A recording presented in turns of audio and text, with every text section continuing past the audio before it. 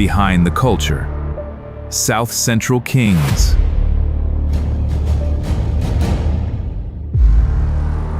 What's your name, man? You new and upcoming, but you're at this summit. What's your name? Where you from? My name Nipsey Hussle. I'm from LA, Slauson and Crenshaw area, y'all know. Okay, well, Nipsey Hussle, that's named after Nipsey Russell, the comedian. Correct, yes.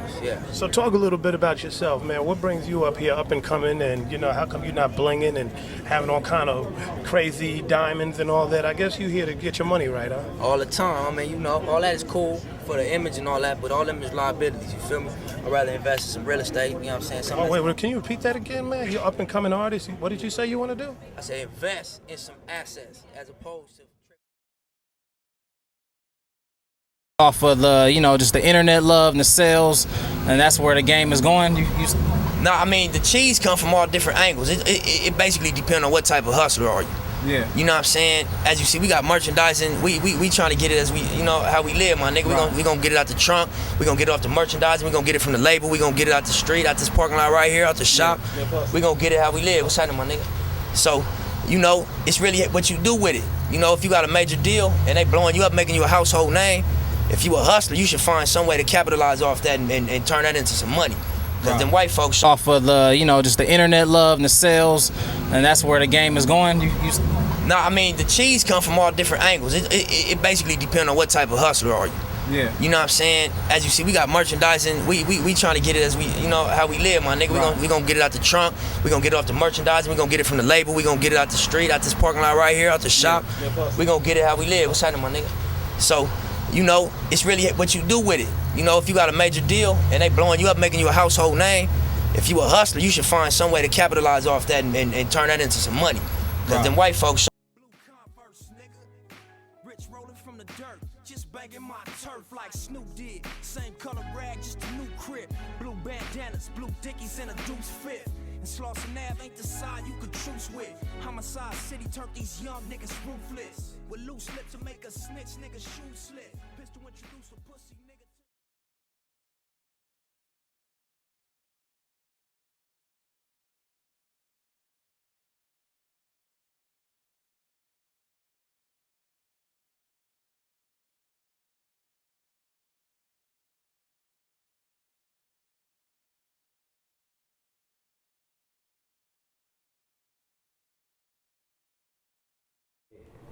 What happened exactly? And to sum it all up, we sold out in the first day. We passed what we expected to do.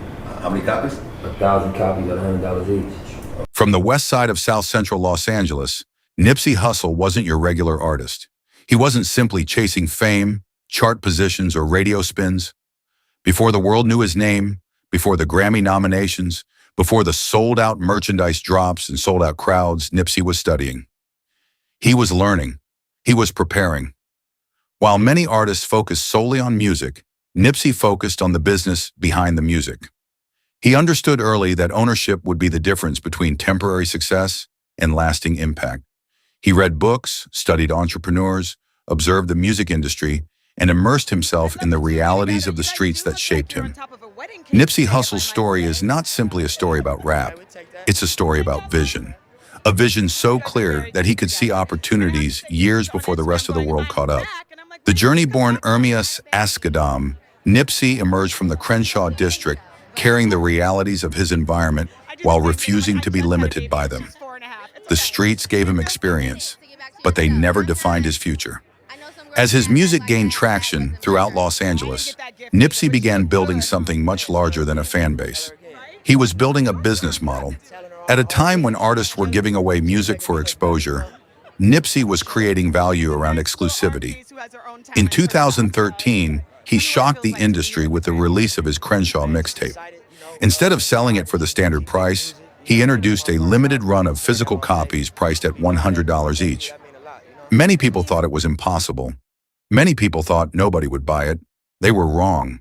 Among those buyers was Jay-Z, who famously purchased 100 copies. The moment became legendary, but what many people missed was the lesson behind it. Nipsey wasn't selling CDs. He was selling ownership of his brand.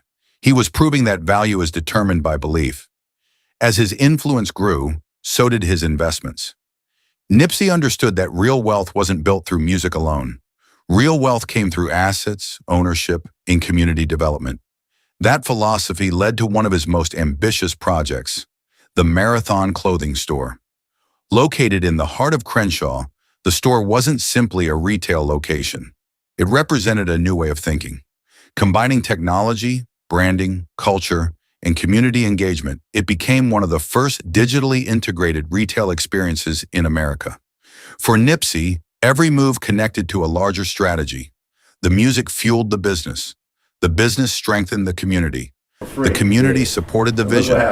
Every piece worked together. What happened exactly? Victory lap years of independent grinding eventually led to what many considered impossible.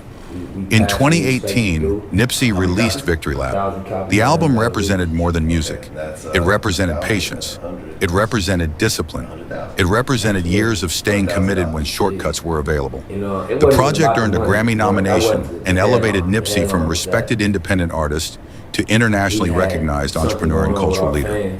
The world finally saw what Los Angeles had already known. Nipsey Hussle was operating differently. His blueprint couldn't be replicated because it wasn't built on trends. It was built on principles, ownership, discipline, vision, execution. Closing. Today, Nipsey Hussle's impact extends far beyond music.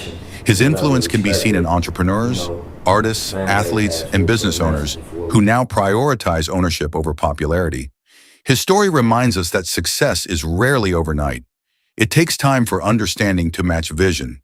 It takes time for vision to become reality. But when preparation meets opportunity, the impossible becomes achievable. Nipsey Hussle showed an entire generation what happens when you bet on yourself. And as he told the world countless times, the marathon continues. Real big. I know one day I would do it real big. Real shit. Real shit. I know what my real niggas feel is. Nighttime, low song, and even see the stars, but we still wish. Real shit, real shit. Who would ever thought that we would build this? Trying to walk to school, get your jaw socked. Trying to pump your gas, get your car shot. Large profit margin on the long shots, cause young niggas rarely make it off the R block. Nighttime, low song. Fucking young bitches while they folks home. High school, didn't go. Couldn't understand my plan, now you niggas know. Self-made.